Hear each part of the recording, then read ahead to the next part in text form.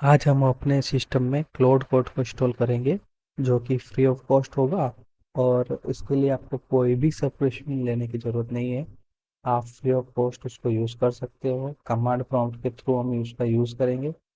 ठीक है, और अपने अच्छे अच्छे प्रोजेक्ट बनाएंगे। ठीक है, तो वो फ्री ऑफ कॉस्ट होगा और कोई भी सब्सक्रिप्शन की कोई झंझट नहीं है। ठीक है, तो हम सीधा स्टेप के ऊपर बढ़ेंगे। तो हमारे पास ये 4 स्टेप है और ये चारों स्टेप हमें फॉलो करने हैं और उसके बाद हमारे सिस्टम में क्लाउड कोड इंस्टॉल हो जाएगा। ठीक है, तो हम क्या करेंगे, सबसे पहले फर्स्ट स्टेप को कंप्लीट करेंगे।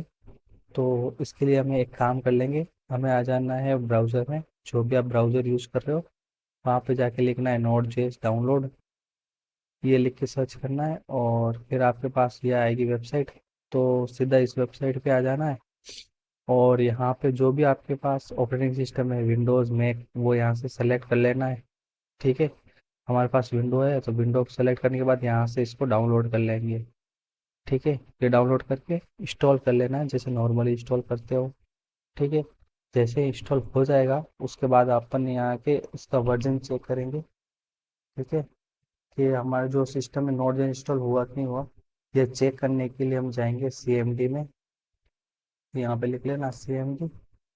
फिर हमारा सीएमडी ओपन हो जाएगा और इसके बाद जो हमने कोड कॉपी किया है यहाँ से, ये वाला, तो ये लिख के एंटर करोगे तो आपके सिस्टम में जो नोट जेएस इंस्टॉल होगा ना, उसका वर्जन यहाँ देखने को मिल जाएगा। ठीक है, तो मेरे सिस्टम इंस्टॉल हो गया। फिर हम npm का वर्जन भी देख सकें तो यहाँ से जो है कमांड लिखी है npm -v, ये लिखोगे तो npm का भी वर्जन आ जाएगा। ठीक है, तो दोनों के वर्जन आ रहे हैं, मतलब आपकी नोट जो है इंस्टॉल हो गया। ठीक है, यह इंस्टॉल होने के बाद अब आपको एक काम करना है। सेकेंड स्टेप में हम क्लाउड कोड को इंस्टॉल करेंगे। ठीक है, तो अब हमें अपना क्लाउड कोड को इंस्टॉल करना होगा। तो क्लाउड कोड को इंस्टॉल करने के लिए आपको आ जाना है गूगल में और यहाँ पे लिख लेना है क्लाउड कोड। ठीक है, और एंटर कर देना है। तो जैसे क्लाउड कोड लिखोगे उसके बाद आपको आना है इस वाली वेबसाइट पे जहाँ पे लिखा है डॉक्स। ठीक है, इसके ऊपर टैप करना है। फिर यहाँ पे आने के बाद आपको जाना है थोड़ा सा नीचे। ठीक है, और यहाँ से इस टर्मिनल को सेलेक्ट करना है और टर्मिनल में आने के बाद यहाँ पे जो ये विंडोज़ की कमांड है, हमारे पास विंडो है हम इसलिए हम विंडो को यूज़ करेंगे। आपके पास मैक या लिनक्स है तो आप उसको यूज़ करोगे। ठीक है, तो हम विंडो के लिए यूज़ कर रहे हैं तो हम विंडो में जाके ये वाले कमांड यहाँ से कॉपी कर लेनी है। ठीक है, और इसके बाद अपने सीएमडी को ओपन करना है। तो यहाँ से मैं सीएमडी को ओपन करूँगा और यहाँ से जो हमने कमांड कॉपी की है उसको यहाँ पे सेंड कर देना है और एंटर प्रेस कर देना है। ठीक है, तो जैसे आप एंटर लगाओगे, एंटर लगाने के बाद ये थोड़ी सी यहाँ पे प्रोसेसिंग होगी। ठीक है, और इसके बाद जो हमारा क्लाउड कोड होगा वो हमारे सिस्टम में इंस्टॉल होना स्टार्ट हो जाएगा।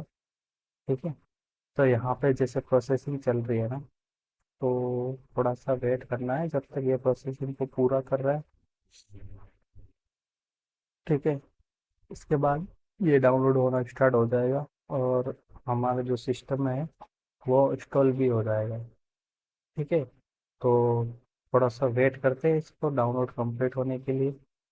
ठीक है, और यहाँ पे हमारे पास प्रोसेसिंग का ऑप्शन भी आ जाएगा। तो और जैसे ही प्रोसेस पूरा हो जाएगा इसके बाद हमारे पास यहाँ पे लिखा हुआ आ जाएगा क्लाउड कोड सक्सेसफुली इंस्टॉल। ठीक है, तो ये टिक हो गया है, मतलब कि सक्सेसफुली इंस्टॉल हो गया। ठीक है, अब इसके बाद हम क्या करेंगे, जैसे ही ये इंस्टॉल हो जाता है इसके बाद आपको अपना विंडो जो है वो ओपन कर लेना है और यहाँ से आपको जाना है सी ड्राइव में। ठीक है, सी ड्राइव में जाना है। फिर आपका जो यूज़र वाला फोल्डर है उसके अंदर जाना है और आपका जो यूज़र है उसके अंदर जाना है वापस से। और उसके अंदर आपको जो डॉट क्लाउड का फोल्डर है वो मिलेगा।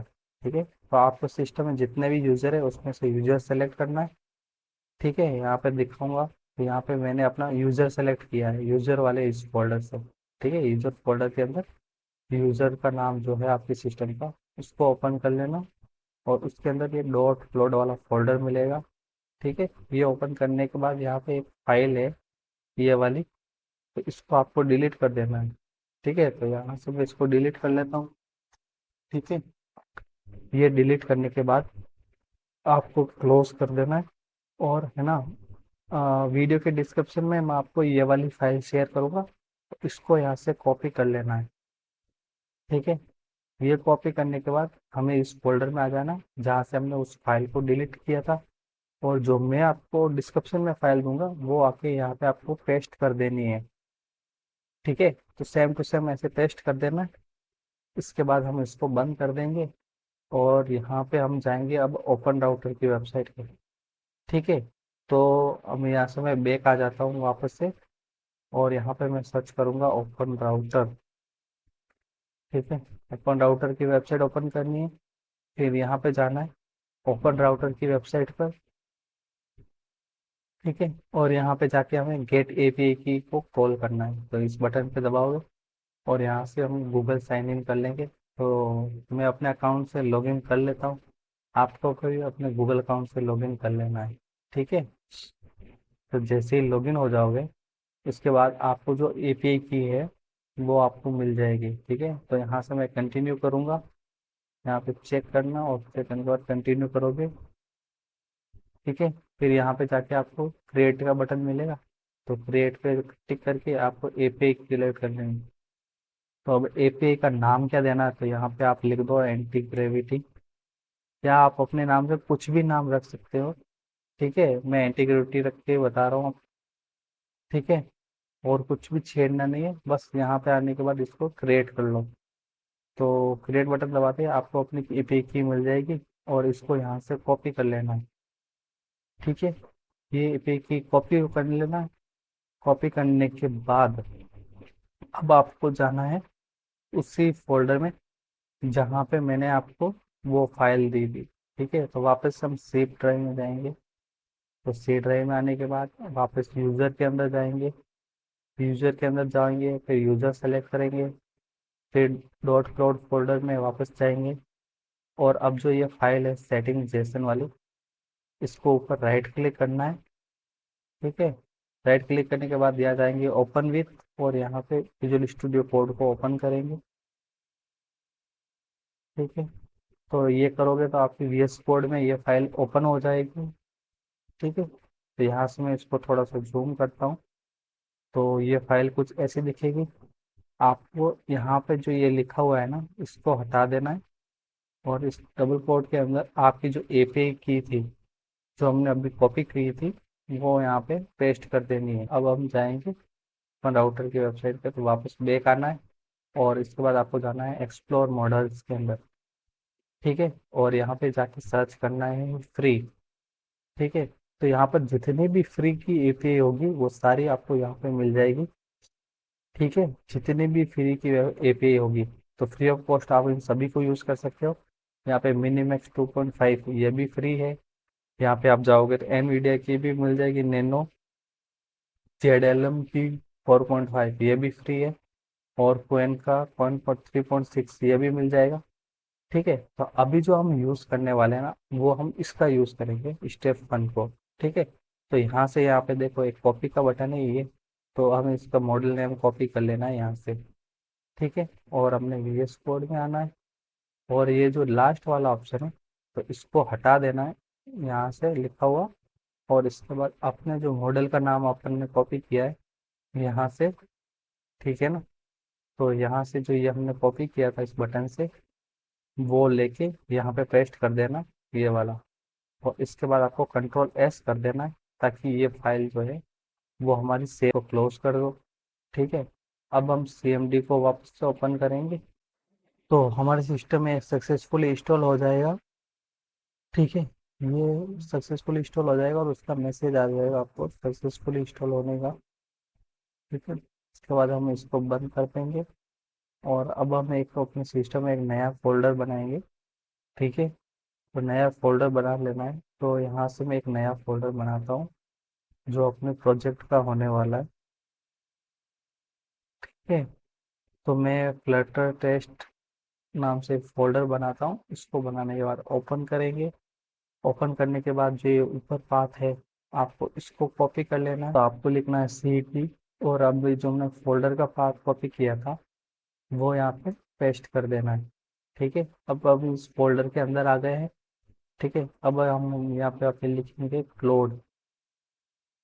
ठीक है, ये क्लोड लिख के सर्च करना है और यहाँ से एंटर दबा देना है। ठीक है, और इसके बाद हमें वापस से एंटर लगाना है, और एंटर दबाने के बाद बोला है ट्रस्ट दिस फोल्डर, तो आपको वापस से एंटर कर देना है। ठीक है, तो हमारा सक्सेसफुली क्लाउड इंस्टॉल हो जाएगा हमारे सिस्टम में, जैसा कि हमारे सिस्टम में हो गया। और अभी हमने जो वर्जन यूज़ किया था कॉपी करने के लिए, अगर मैं आपको यहाँ ब्राउज़र में दिखाऊँ, ठीक है, तो यहाँ से मैं जाता हूँ, और यहाँ से हमने जो इस फोल्डर को, ये वाला जो हमने कॉपी किया था स्टेप 1 को, ठीक है, वही आपको यहाँ पर देखने को मिल जाएगा। ठीक है, ये हमारा सक्सेसफुली इंस्टॉल हो गया। अब यहाँ से हम अपना प्रोजेक्ट बनाना स्टार्ट कर सकते हैं। ठीक है, ठीक है, तो अभी यहाँ पे आपको देखने को मिलेगा हमारा जो फोल्डर अभी हमने क्रिएट किया था वो यहाँ पे बिल्कुल भी खाली है। ठीक है, उसमें कुछ भी नहीं है। ठीक है, तो अब इसके अंदर हम फ्लटर का प्रोजेक्ट क्रिएट करेंगे, और वो भी इसके यूज करेंगे क्लाउड के थ्रू। ठीक है, तो हमने यहाँ पे प्रोजेक्ट के अंदर आ चुके हैं। ठीक है, अगर नहीं पता तो आपको यहाँ पे cd लिख के अपने फोल्डर का पाथ पेस्ट कर देना है। ठीक है, और फोल्डर का पाथ आपको यहाँ पे मिल जाएगा ऊपर। ठीक है, ये पेस्ट करने के बाद एंटर कर देना है, तो आप इस फोल्डर के अंदर आ जाओगे, जो कि ये फोल्डर है हमारा। इस फोल्डर के अंदर आने के बाद आपको यहाँ पे लिखना है क्लोड, पे क्लोड लिख के सर्च करना है। ठीक है, अब यहाँ पे हम एक फ्लटर का प्रोजेक्ट क्रिएट करते हैं, तो यहाँ पे मैं लिख देता हूँ क्रिएट फ्लटर। ठीक है, प्रोजेक्ट, बस इतना सा लिख के हम एंटर करते हैं। ठीक है, तो अब हमने इसको बोल दिया, तो ये हमारे लिए एक फ्लटर का प्रोजेक्ट क्रिएट करेगा। ठीक है, तो अब ये मुझसे यहाँ पूछ रहा है do you want to proceed, तो हमें यस करना है, और यस के लिए हम एंटर कर देंगे। ठीक है, तो जैसे आप एंटर करोगे, अब ये थोड़ी सी प्रोसेसिंग ले रहा है। ठीक है, और आपके सिस्टम में फ्लटर इंस्टॉल होना चाहिए। ठीक है, तो आपके सिस्टम में फ्लटर इंस्टॉल है पहले से, तो यहाँ पे ये प्रोसेसिंग आपको यहाँ पे दिख जाएगी। ठीक है, और यहाँ पे थोड़ा सा प्रोसेस होने के बाद हमारे ये जो फोल्डर है इसके अंदर उसकी सारी फाइल्स आने लग जाएगी। ठीक है, तो जब तक ये प्रोसेस कर रहा है बस थोड़ा सा वेट करना है, और इसके बाद हम यहाँ पे वापस से यस कर देंगे। ठीक है, तो यस करने के बाद थोड़ा सा और वेट कर लेते हैं, और इसके बाद अगर आप यहाँ पे देखोगे तो यहाँ पे फ्लटर का प्रोजेक्ट आपको देखने को मिल जाएगा। ठीक है, तो इसके अंदर हमारी सारी फाइल्स आ गई है जो फ्लटर की फाइल्स होती हैं। तो जो यहाँ पे प्रोसेसिंग चल रही है प्रोजेक्ट क्रिएट होने की, वो सारी फाइल्स आपको यहाँ पे देखने को मिल जाएगी। ठीक है, और यहाँ पर भी हमें सक्सेसफुली आ गया, और फोल्डर का स्ट्रक्चर भी इसने बता दिया जो कि इसने क्रिएट कर दिया। तो ऐसे हम फ्लटर का प्रोजेक्ट क्रिएट कर सकते हैं।